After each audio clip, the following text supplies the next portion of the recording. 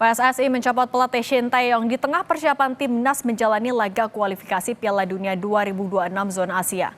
Lalu bagaimana nasib timnas nanti? Kami akan bahas bersama wartawan harian Kompas Iksan Mahar dan pengamat sepak bola Gita Suwondo. Selamat petang semuanya. Suaranya masih di mute kayaknya. Bung Iksan, Bung Gita, selamat petang. Oke kok, selamat siang. Selamat petang di sini. Oke. Petang, Mbak Cindy. Saya mau ke Bung Iksan dulu. Bung Iksan, kan pencopotan STI ini cukup bikin ramai di media sosial, ada pro dan juga kontra. Tapi sebenarnya menurut pencermatan Anda di lapangan, pengaruh pencopotan STI di tengah persiapan menuju kualifikasi Piala Dunia seberapa besar sih?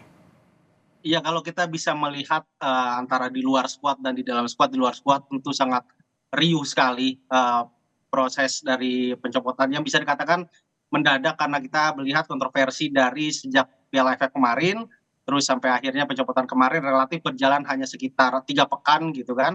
Dan banyak orang menilai bahwa hasil AFF kemarin itu menjadi landasan Pak Erick Thohir dan PSSI untuk mengakhiri kerjasama dengan Coach Shin yang sebenarnya baru berakhir pada tahun 2027 nanti. Tapi kalau di dalam internal sendiri saya justru melihat ini adalah angin segar baru bagi skuad, terutama karena kita tahu yang pernah saya juga tulis sejak November kemarin bahwa sudah mulai ada friksi dan adanya kerenggangan hubungan antara Coach Shin dengan sejumlah pemain, terutama pemain-pemain diaspora yang datang dalam setahun terakhir di timnas, yang itu pun didasari oleh pola komunikasi yang tidak berjalan dua arah di antara para pemain dan Coach Shin, yang akhirnya membuat para pemain tidak nyaman di dalam skuad. Di satu sisi juga bagi para pemain yang sejauh ini sudah di blacklist oleh Coach Shin, misalkan kita bisa ambil contoh misalkan Elkan Bagot atau Sadil Ramdhani, bahkan pemain penyerang berbakat kita seperti Ramadan Sananta dan Jens Raven, itu mereka akhirnya punya peluang untuk bisa masuk dan reguler main di timnas dengan pelatih baru nanti. Jadi sebenarnya ada pro dan kontra, ya kontra ada di eksternal dari skuad timnas, tapi justru di internal ini meskipun ada beberapa pemain yang kecewa dengan Coach Shin akhirnya nggak bisa bergabung di bulan Maret nanti, tapi ada juga angin segar dan beberapa pemain, ada pemain yang juga sudah saya hubungi, pemain diaspora yang dia bahkan sudah mendengar juga siapa calon pengganti nanti dan berkata juga sudah tidak sabar akan bermain dan bergabung dengan timnas pada bulan Maret nanti melawan Australia dan juga melawan Bahrain. Oke, kalau dari Bung Gita, kan tadi kalau kata Bung Iksan, ini cukup jadi angin segar sebenarnya dari internal timnas sendiri. Kalau menurut Anda, tapi pencopotan STY di tengah menuju bulan Maret dan juga Juni, seberapa besar? Kalau harus jujur sebenarnya agak riskan ya, karena kita hanya menyisakan 4 pertandingan dan secara secara on track itu kan kita mendapatkan 6 poin sekarang. Kita ada di urutan ketiga, artinya masih sesuai dengan target yang diberikan, bahwa kita bisa lolos lewat putaran keempat. Kalau di urutan ketiga itu kan kita akan masuk ke ronde keempat kalau misalnya ini sudah berakhir kualifikasinya. Jadi saya pikir juga agak riskan dengan hanya menyisakan 4 pertandingan. Oke, memang ada waktu 2 bulan untuk persiapan. Tapi kalau kita sama-sama tahu tim nasional itu kan persiapannya tidak 2 bulan, hanya 4 sampai 5 hari. Jadi pelatih baru atau apapun nanti harus bersiap-siap dalam 4-5 hari di antara tanggal setelah weekend di mana liga berakhir di tanggal 10 Maret, kemudian menuju masuk ke FIFA Matchday di tanggal 20 Maret. Jadi tidak banyak waktu persiapannya. Jadi ya saya pikir memang sangat riskan. Tapi kalau tadi Iksan bilang bahwa ada angin segar, iya, ini kesempatan untuk beberapa pemain yang tidak terpanggil oleh STY untuk bisa nantinya dipanggil kalau dipanggil. Tapi kan kita juga tidak bisa berandai-andai bahwa pelatih yang baru ini dengan target untuk meloloskan kita ke Piala Dunia akan mencoba untuk pemain yang tidak dia kenal. Dia pasti akan memainkan pemain-pemain yang nantinya dia kenal. Artinya kalau ini pelatih dari Eropa, apalagi dari Belanda, dia akan memakai pemain-pemain ya yang sudah tersedia karena rata-rata adalah pemain diaspora yang sudah ada darah Belandanya yang sudah dia kenal selama ini. Jadi saya berpikir bahwa riskannya adalah kenapa dengan kinerja yang saya pikir juga kalaupun ada komunikasi yang kurang, kalaupun memang dianggap bahwa tidak sesuai dengan kontraknya bahwa dia harus belajar bahasa Indonesia tapi tidak dilakukannya, tapi kan secara KPI, key per key performance index dia kan dia sudah berhasil dengan segala macam target yang sudah dia lalui, kecuali AFF yang memang targetnya tidak pernah jelas ya, apakah final, apakah semifinal, apakah cukup hanya gugur di putaran grup, itu nggak jelas juga dari federasi. Jadi memang menurut saya sih agak riskan dengan masih menyisakan 4 pertandingan, bukan lamanya tapi hanya 4 pertandingan, itu kan nggak banyak, kecuali ini klub di mana klub masih ada setengah musim itu mungkin akan bisa perbaikan jadinya. Dan juga Bung Gita, kan dengan pemilihan calon pelatih yang baru itu kan dari Belanda, dengan Ya, alasannya adalah juga biar bisa menjaga komunikasi, menguatkan komunikasi dengan pemain diaspora yang juga dari Belanda, naturalisasi dari sana. Ini cukupkah untuk memperkuat nanti timnas menuju Maret dan Juni sebenarnya? kalau dari sisi komunikasi jelas bahwa mereka bisa berbahasa Belanda, orang Belanda juga bisa bahasa Inggris. Jadi antara dengan pemain Indonesia sendiri pelatih baru ini yang sudah disebut-sebut oleh Fabrizio Romano ya namanya. Jadi saya nggak usah menyebut si A si B lagi ya. Patrick Kluivert ini kan memang bisa bahasa Belanda, bisa bahasa Inggris. Tapi kan kalau kita lihat bagaimana track recordnya dia juga kurang meyakinkan ya sebagai pelatih, bukan sebagai pemain. Tapi kan biasa, sebagai pemain luar biasa, sebagai pelatih kan belum tentu luar biasa. Ini yang saya jadi agak ragu-ragu dengan segala macam persiapan yang minim seperti ini dengan target lolos ke putaran keempat setidaknya lewat 4 pertandingan. Saya mau balik lagi ke Bang Ihsan. Kalau dari Bung Ihsan sendiri, sebenarnya catatan atau raport STY dari 2019 menangani timnas Indonesia seperti apa? Kalau saya justru menilai, misalkan kalau melihat dari track record Sinteyong seperti apa yang dikatakan tadi oleh Mas Gita juga memang sudah sangat baik. Kita dalam setahun terakhir selama 2024 kemarin mencapai tonggak baru dalam sejarah timnas kita. Misalkan kita lolos ke fase grup Piala Asia untuk pertama kali, kita juga sampai ke babak playoff Olimpiade bahkan yang juga itu pertama kali baru dilakukan gitu kan.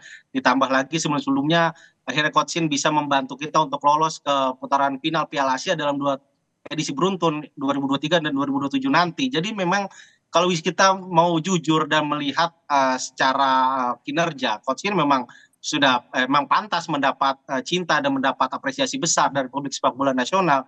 Tapi di sisi lain di sini tentu kita harus juga fair melihat bahwa Pak Erik dan PSSI juga tentu punya pertimbangan lain yang juga tidak hanya berdasar pada apa yang kita lihat secara kasat mata di atas lapangan, tapi tentu ada pertimbangan di luar lapangan yang itu memang tidak bisa menjadi ranah publik. Ya, itu juga yang menjadi pertimbangan itu. Jadi kalau saya melihat memang sangat disayangkan Coach Shin harus berakhir ini karena kita punya 4 pertandingan yang notabene kita punya 2 game kandang yang bisa menjadi penentu kita untuk lolos ke mencapai target lolos ke putaran keempat nanti melawan Bahrain dan Cina. Tapi dengan pertimbangan yang ada sekarang mengganti pelatih, nah itu tentu harus Pak Erik terutama harus bisa meyakinkan bahwa pelatih yang baru nanti, terutama ya setelah disebutkan pada umum selama ini, Patrick Kluivert itu bisa benar-benar memberikan angin segar bagi performa Indonesia, terutama kalau mungkin secara taktikal dia tidak berbeda jauh dengan pelatih Belanda pada umumnya karena formasi yang telah dia pakai misalkan di Curacao atau membantu Clarence Seedorf dulu di timnas Kamerun dan juga pernah jadi pelatih juga di Curacao, timnas Curacao dengan 4-2-3-1. Jadi gaya Belanda itu yang bisa dia nanti jadi terapkan dengan pemain dengan kualitas kita yang sebenarnya kita punya pemain dengan nilai pasar nomor 7 terbaik di Asia sekarang. Jadi mungkin dengan pendekatan personal yang lebih baik yang dilakukan oleh Kluivert bisa membantu para pemain terutama seperti Kevin Dix, Alejandro Renders, Messi Hurst untuk bisa mengeluarkan pemain terbaik mereka yang selama ini telah mereka tampilkan di klub mereka. Tapi sebenarnya respon dari timnas, pemain-pemain timnas sendiri ketika nama Patrick Kluivert itu muncul seperti apa?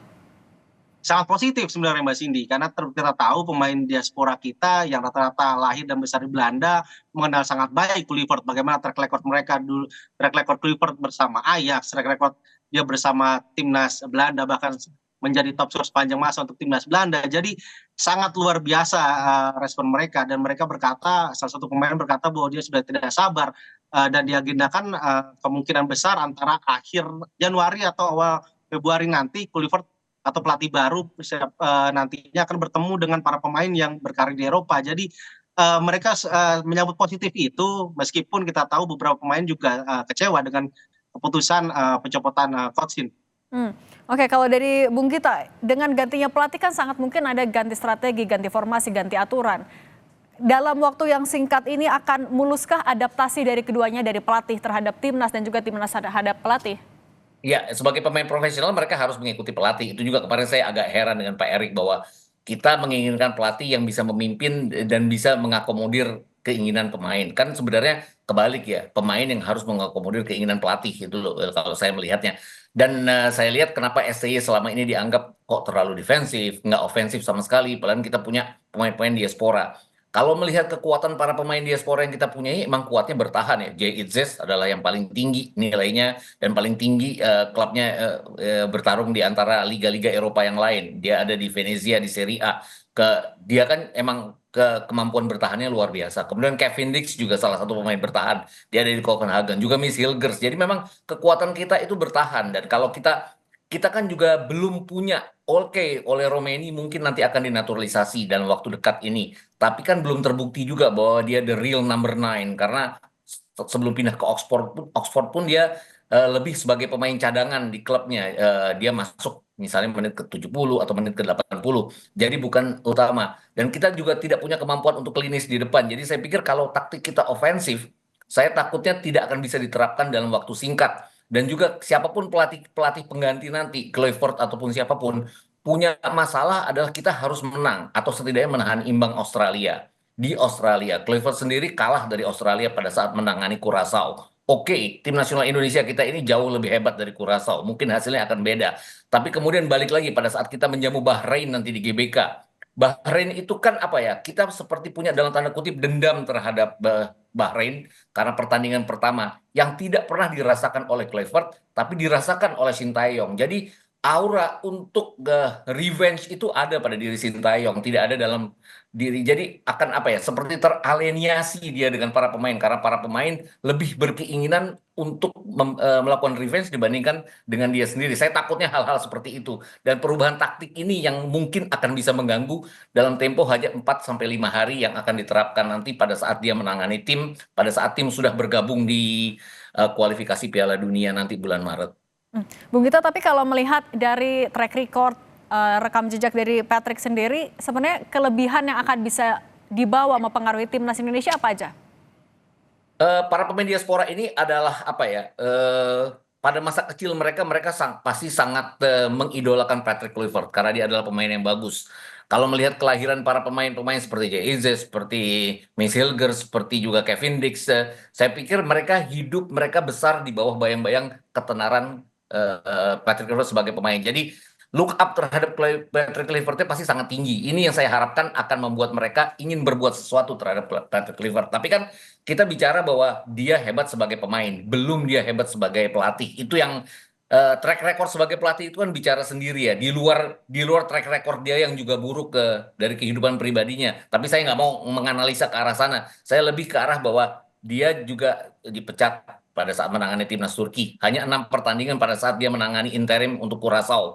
Di term keduanya dia bersama Curaçao. Hanya menang 1 kali, 2 kali imbang, dan 3 kali kalah. Hal-hal seperti ini yang agak mempengaruhi, jadi overthinking saya juga apakah ini akan bisa untuk menangani timnas. Tapi saya percaya bahwa Jay Izzes dan kawan-kawan punya kapasitas untuk bisa berbuat sesuatu karena mereka kan benar-benar total ya pada saat mereka sudah dinaturalisasi untuk berbuat sesuatu Oke, Bung Gita, terhadap tapi negaranya. kalau selain dari nama Patrick Kluivert sendiri, adakah nama-nama lain yang sebenarnya juga lebih cocok untuk menangani membantu timnas? Yang nganggur di Belanda kan pasti kan acuannya Belanda ya. Mungkin Giovanni van Bronckhorst bisa. Atau kalau mau yang agak lebih senior sedikit, Bert Martwijk juga bisa. Alasannya apa, Bung? Louis van Gaal sakit-sakitan ya saya dengar. Jadi saya juga nggak yakin bahwa dia akan bisa bergerak dari satu pulau ke pulau yang lain karena Indonesia ini sangat luas. Kalaupun bahkan tadi pagi ada berita bahwa Ruud Gullit mengatakan bahwa Louis van Gaal bahkan tidak akan mengambil jabatan sebagai direktur teknik mendampingi Patrick Kluivert. Jadi saya juga nggak. Kalaupun ada yang nganggur dan tidak tidak bekerja untuk klub sekarang, mungkin Erik ten Hag ya, yang ya dia punya rekor yang bagus bersama Ajax. Dia tahu para pemain Belanda. Lupakan dia buruk berhadapan dengan pada saat dia menangani Manchester United di tahun terakhirnya. Tapi yang jelas dia punya 2 trofi bersama Manchester United. Jadi dia bisa berbuat sesuatu. Tapi apakah mungkin sampai tanggal 12 Juni nanti akan ada pergantian? Karena biasanya kalau Fabrizio Romano sudah bilang ini Patrick Kluivert, dia sudah punya data bahwa Patrick Kluivert memang sudah menandatangani kontrak atau Oke, udah bagaimana. A1 biasanya. Saya juga mau nanya ke Bang Ihsan, kalau menurut Anda nama yang mungkin juga sebenarnya cukup kuat untuk dipertimbangkan jadi pelatih Indonesia selain dari Patrick Kluivert, siapa lagi sih? Ya, sebenarnya juga tadi yang disebut oleh Mas Gita, karena beberapa nama kalau kita bisa melihat dari nama-nama yang nganggur sekarang ada misalnya Frank de Boer, Ronald Koeman juga bisa jadi pertimbangan, ada Erik ten Hag. Jadi banyak-banyak friend Ricard, bahkan Ruud Gullit sendiri punya lisensi pelatih. Jadi masih banyak, ada kalau Louis van Gaal kita tahu bahwa dengan usianya sudah lebih dari 70 tahun, tidak bisa banyak bergerak. Bahkan dalam 3 game yang saya saksikan langsung di Piala Dunia 2022 kemarin di Qatar, Van Gaal sebagai pelatih kepala itu tidak pernah beranjak dari kursinya di kursi teknis bangku cadangannya Belanda. Dia hanya menugaskan Edgar Davids untuk mengatur permainan tim Belanda saat itu di Piala Dunia kemarin. Jadi memang kalau bisa dikatakan ada Frank Rijkaard dan segala banyak macam. Dan kalau ditanya kenapa ada Patrick Kluivert yang justru mencuat. Nah, yang saya tahu memang pencarian nama pelatih di Eropa ini sudah dimulai oleh timnya Pak Erik itu sejak awal 2024. Jadi wajar jika Patrick Kluivert namanya mencuat dan paling calon terkuat. Kenapa? Karena Patrick Kluivert telah lowong atau telah menganggur sejak berakhir kerjasamanya dengan Adana Demirspor itu pada Desember 2023 lalu. Jadi itulah bisa menjadi satu alasan ada masa panjang pertimbangan Kluivert ini bisa menjadi calon terkuat untuk pelatih kita saat ini. Tapi meskipun Fabrizio Romano sudah mengatakan kuncinya nanti ada di tanggal 11 nanti karena belum ada penandatangan kontrak, karena penandatangan kontrak rencananya akan berlangsung di Jakarta pada tanggal 11 malam nanti. Jadi sampai nanti tiba. Tapi kan kalau selain dari juga masih kosong pada saat itu meski dicari dari awal 2024, tapi kan track recordnya juga saat ini akhirnya jadi sorotan. Bisakah nanti Patrick Kluivert menjawab keraguan dari masyarakat? Nah itu dia, memang ini yang harus dia jawab, itu keraguan dari masyarakat. Nah dengan bekal pemain yang ada, mungkin itu yang menjadi pertimbangan Kluivert untuk bisa menerima tawaran Pak Erik untuk melakukan wawancara secara langsung pada tanggal 25 kemarin. Jadi memang kalau kita bisa melihat dari komposisi pemain Indonesia sekarang, pelatih siapapun yang ada di Belanda sekarang tentu sangat tertarik karena bisa dikatakan kita punya sekuat tanda kutip timnas Belanda mini dengan ya relatif tier 2 dan tier 3-nya dari timnas sekarang yang tersedia ada di Belanda. Jadi terkatakan memang sangat sangat menggiurkan lah bagi siapapun pelatih yang di Belanda yang saat ini sedang lowong. Tapi itu tadi Patrick Kluivert tidak punya track record untuk memahami bagaimana sepak bola Asia karena kita tahu Asia itu sangat kompleks. Kita akan melawan tim-tim misalkan contohnya seperti Australia yang bermain sangat Eropa, kemudian melawan Bahrain yang sangat Timur Tengah. Terakhir 2 game terakhir kita melawan Cina dan Jepang yang bermainnya sangat Asia Timur. Jadi waktu dua bulan ini harus menjadi masa belajar bagi Kluivert untuk memahami sepak bola Asia yang sangat beragam dan sangat kompleks, sehingga nanti ketika dia bisa menerapkan strategi yang sangat dia inginkan bersama timnas Indonesia bisa benar-benar sesuai dan bisa juga meredam 4 lawan kita dengan 3 budaya sepak bola yang berbeda. Saya mau ke Bung Gita. Siapapun pelatihnya sebenarnya kan nanti Maret dan Juni akan jadi ujian karena di laga kualifikasi sudah ada perbandingan kemarin melalui berbagai pertandingan lawan Australia, Arab Saudi sudah ya, terus Bahrain, Tiongkok dan juga Jepang sudah ada perbandingannya. Nah kalau menurut Anda pelatih baru ini lebih baik melanjutkan strategi dari Shin Tae-yong atau mengubah total? Susah nih. Pelatih itu punya ego masing-masing jadi ya. Apalagi dia datang dari Belanda, modelnya kan ofensif ya. Apapun dia akan mengusahakan ofensif gitu loh. Apalagi tuntutan jelas sekali ya bahwa dalam beberapa bulan terakhir ini bahkan pada saat kemenangan kita melawan Arab Saudi sekalipun ada kalimat bahwa kok kita mainnya sangat defensif, kok Shin Tae-yong seperti tidak punya strategi selain defensif. Ini yang mengkhawatirkan. Jadi mau nggak mau ada tekanan untuk bermain ofensif. Ya nggak yakin bahwa bahkan dengan pola 3-4-3 selama ini, kalau Belanda kan biasanya 4-2-3-1. Ini saya yakin akan dirubah juga oleh Patrick Kluivert. Ini yang harus cepat diadaptasi oleh Patrick Kluivert karena nggak gampang merubah 3-4-3 yang sudah biasa dengan 4-2-3-1 apalagi dalam waktu yang sangat pendek seperti ini. Kalau dari Bung Iksan melihatnya strategi Shin Tae-yong ini sebaiknya dilanjutkan atau diubah? Kalau kita bisa melihat dengan masa persiapan yang mepet apalagi lawan pertama kita Australia, ya sebaiknya masih dipertahankan dengan pakem yang ada sekarang gitu kan karena relatif gaya mainnya Shin Tae-yong meskipun dengan 3-4-3 dan menyerangnya tuh bisa menjadi 3-2-5 itu juga sebenarnya cukup ofensif gitu dan pemain-pemain kita yang seperti Messil Hurst, JIJ juga di Venezia sudah terbiasa bermain dengan 3 back seperti itu. Jadi dengan melawan Australia yang notabene kita punya sejarah buruk bermain di Australia tidak pernah menang di Australia.